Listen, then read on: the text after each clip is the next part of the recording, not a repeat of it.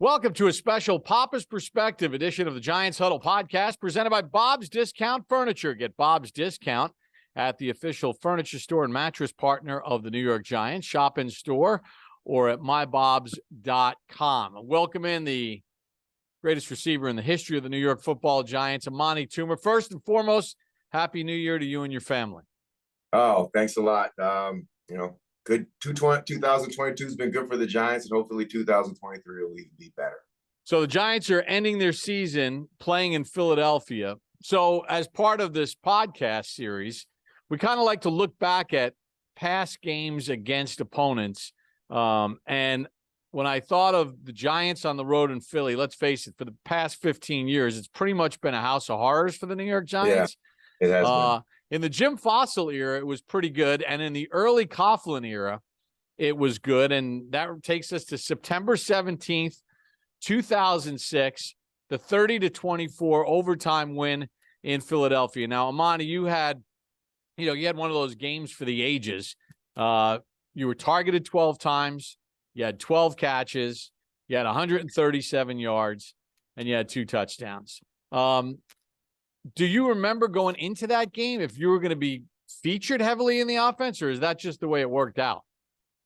I think it's just the way it worked out. I mean, and every time you go into a game, there are always plays where in the back of your mind you think can make a difference, but you don't know if the defense is going to give you the right opportunity, and you don't know if the quarterback's going to see the offense the same way that you see it. But yeah, that was a phenomenal game. I remember in the warm-ups, I was going, they have the people on the side of the field, and one of the hecklers from the Eagles said, "Hey, Amani, you're old," and I was so mad, and I was like, "Yeah, but you're paying to see me play." And then he was shocked that I responded to him, and he was like, "Oh, but you're great," and I'm like, "Nah, man." But for that point on, the rest of the day, I was just so locked in and so focused that I didn't know what was going to happen. But I knew that, we were going to put forth a good effort. So right out of the gate, opening possession of the game, you score on a 37-yard touchdown pass. So you guys go up 7-0. At this point in time in this Giants-Eagles rivalry, whether it was when Jim Fossil was the head coach or in these early years of Tom Coughlin, you guys had the Eagles number. And obviously things changed after that, but can you talk a little bit about the fact that, the confidence that you had going to Philly? Because we always heard about how horrible a place it was to go play, but it never seemed to bother your teams. No, it didn't. I think a lot of it had to do with the fact that they really weren't a good run stopping team, and we were very dominant up front. And also, Sean Payton for a long time has been there. I attribute a lot of our success to the fact that he was a head coach. Assistant coach in Philadelphia, and he kind of knew really how to attack that defense. They were very aggressive blitzing defense, and we were able to, the best thing to do against the blitzing defense is run the football, and we ran it right at them, and they really struggled to match up against us. So I think it was mostly just the matchup issues that the Eagles never really adjusted for our team until later on in the when our team was like a little bit less of talent. Yeah. It all kind of changed in 2008, but we won't even talk about that. So they score, you guys get up 7-0, and then they kind of come back at you. And the next thing you know, it's 17-7 at the half, Philadelphia. And then Reggie Brown scores on a 23-yard touchdown pass from Donovan McNabb. And suddenly you guys are down 24-7 going into the fourth quarter. What was it like? Did you guys feel confident that, hey, we could still get back in this? And what was sort of the mindset of how we're going to get back in this game? I don't think there was any panic. I honestly just remember being so focused. The score really wasn't really indicative of the game at that point, and I think we all knew it. And I felt like we were just going to go and play hard and do, and finish this game out. And a couple things bounced our way, and next thing you know, we had an opportunity to win the game and tie the game. So I was one of those things where we just didn't give up. Like, we just didn't give up. We didn't stop. We kept pushing, and things broke our way, really. So I always thought that Tim Carter was going to be a pretty good player. It just never worked out that way. But he makes a big play in this game, right? Start of the fourth quarter, you guys are driving. Eli hits Plaxico. Brian Dawkins forces the fumble. Ball goes in the end zone. And suddenly Tim Carter's on the football, and you guys are getting a touchdown to make it 24-14. At that point in time where you're like, all right, game on right now. We're down 10. We got the whole fourth quarter, and, hey, we made a break for ourselves. Yeah, I mean, those are the types of plays that change really momentum, and the fact that he scored that touchdown.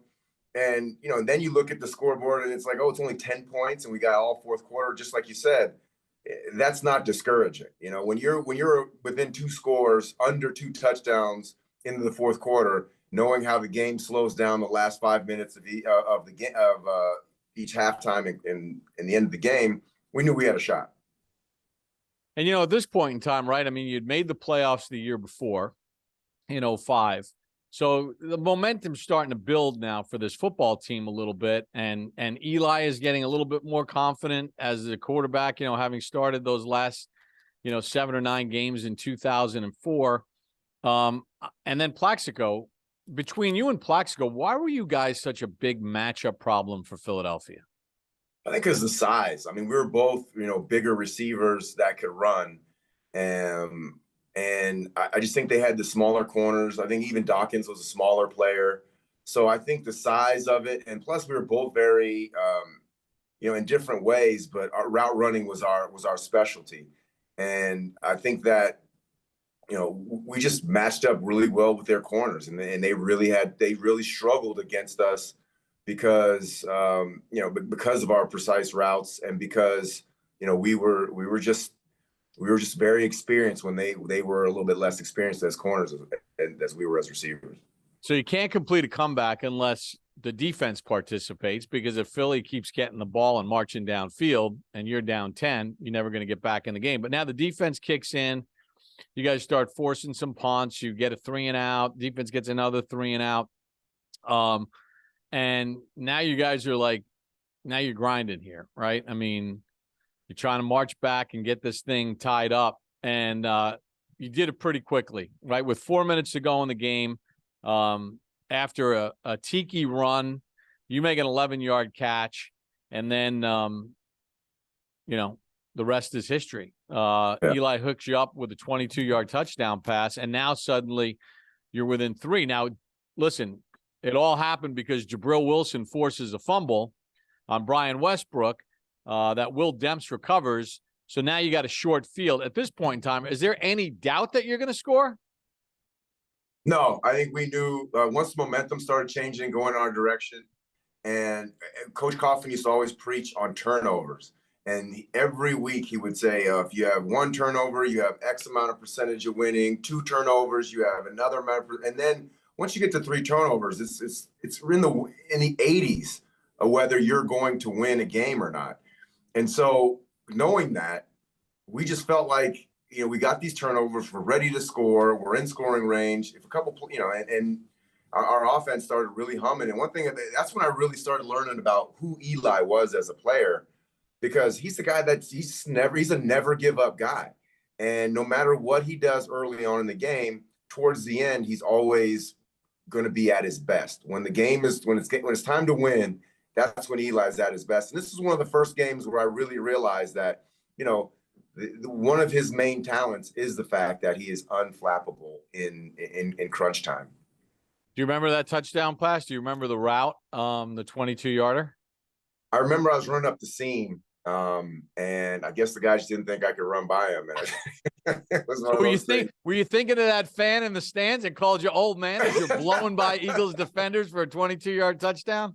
I just always felt like people underestimated my speed early on in my career because of the way I run. I was like a very long strider. So I always used to catch people, especially on the inside, because they just wouldn't think I'd be able to create as much, explosion. So that's something I didn't do too much of because I was usually play on the outside. But when I got on the inside and I got the chance to run against a nickel corner or a safety or something like that, that's when I really, my advantage I really felt like I had an advantage on those situations. Now, this game was played in September, excuse me. Yeah. So it's early in the season, September the 17th, and if I remember correctly, it was hot as all get up. Oh, You yeah. you left everything on the. You were exhausted after that touchdown catch. Yeah, I was exhausted, and I remember, you know, the last play of the game. It was the route that I had caught a couple times earlier that day, but Plexico was on the backside, running a slant go. But if they were to blitz, and they blitzed, so they ran the slant go. But I ran up and I made my break, and my entire body locked up, so I cramped and I just fell down right on the ground. And I remember I was just screaming in pain, and then I heard the crowd go crazy, and I didn't really have opportunity to look and see what happened. And all the team kind of ran by me to go to see Plexico, and I'm sitting there just cramped up. But I just remember being so excited, but being in so much pain because we beat the Eagles, and then we came back on them the way we did in those heartbreaking losses that usually change seasons.